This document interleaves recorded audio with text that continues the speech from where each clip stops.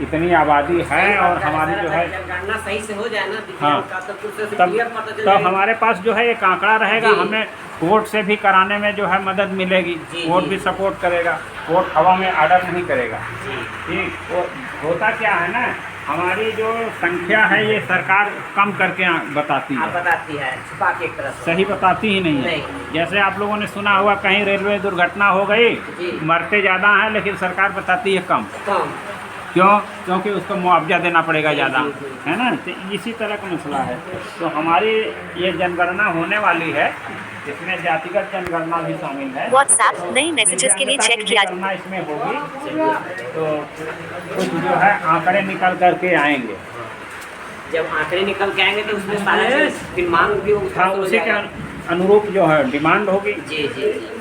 इसमें क्या है सर, पहले तो मुझे पता नहीं था कि किस तरीके से इसका कैटेगराइजेशन किया जाता था। हाँ। लेकिन आज के समय में जैसे एलडी और वीआई एचआई, हाँ। इन सबको मतलब जैसे 4% आरक्षण है तो इनके भी अलग अलग कैटेगरी होते हैं। हाँ हाँ हाँ, हाँ। जैसे वैकेंसी इस बार क्या होता है, मैं कौन तुम्हारे लिए बता रहा हूँ, उसमें कैटेगरी होता है क्या, ये वैकेंसी सिर्फ वीआई को ही मिलेगी, हाँ। या ये वैकेंसी सिर्फ एलडी को ही मिलेगी, है ना।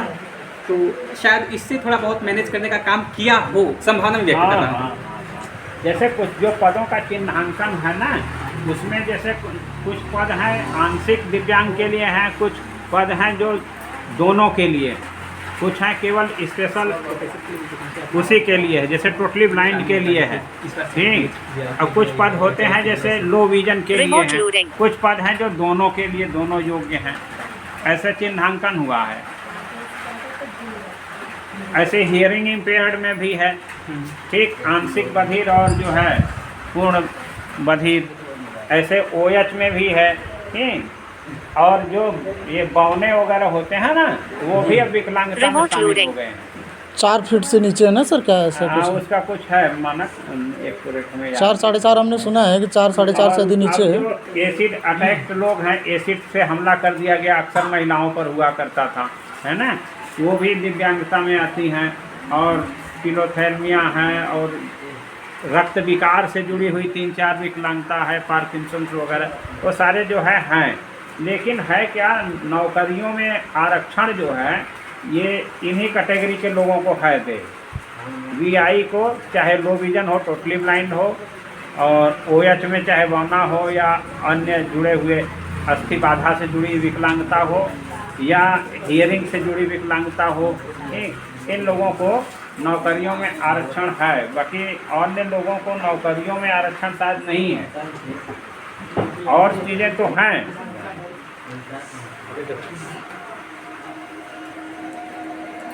और कोई कुछ पूछना चाहते हैं सर से? और किसी का कोई सवाल हो भाई, कोई जिज्ञासा किसी के मन में उठ रही हो? पीछे से आवाज़ जा रहा है भाई। इसलिए अन्यथा मौका नहीं मिलेगा बार बार। पीछे लोग लेक्चर सुन ही नहीं, बात करने में लगे रहे। क्यों भाई, पीछे आवाज़ जा रहा है? लेफ्ट साइड इधर। आप लोग कुछ बोलना चाहते हैं? किसी को कोई सवाल पूछना है कि ये कैसे होता है, क्या है? अभी बात ही चल रही है। हाँ, तो कहाँ यही तो हमारे समाज की विडंबना है। जब मौका रहेगा सुनने का तो कोई सुनेगा नहीं। Back button, window navigation, home बारिश का आनंद ले बटन, रहे हैं। हाँ, डबल टैप टू एक्टिवेट, बहुत डबल अच्छा टैप सर, आपने एंड अच्छी टू लॉक जानकारी प्रेस। दिया, बहुत अच्छा लगा, इसके लिए आपको धन्यवाद। और जितना तारीफ़ किया जाए उतना ही कम होता है, तो आप इसी तरह से हम लोग मोटिवेट करते रहें और हम लोग भी आप लोग से प्रेरणा लेकर, ज्ञान प्राप्त करके लोगों को जागरूक कर सकें। सांगठनिक मिलन होना चाहिए, हाँ। जाके एक दूसरे से जानकारी खाली आ करके पूरी खा के चला जाए, सामान लेकर चला जाए, ये कोई मतलब नहीं है। नहीं। ठीक है, हम लोगों को हाँ और कुछ है क्या?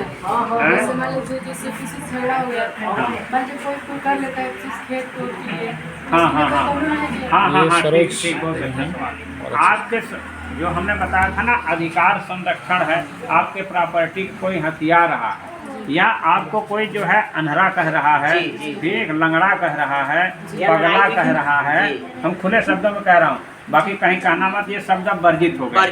ठीक, ये विकलांग जन अधिनियम 2016 के अंतर्गत जो है इस तरह के शब्द जो है वर्जित हैं और उस पर उसी तरह से कानूनी कार्रवाई होगी जैसे SC एक्ट में होती थी, वैसे ही अब कार्रवाई होगी। इसमें 6 महीने का जेल और प्लस जो है पता नहीं कितना जुर्माना है, ठीक है, इस तरह की व्यवस्था है। तो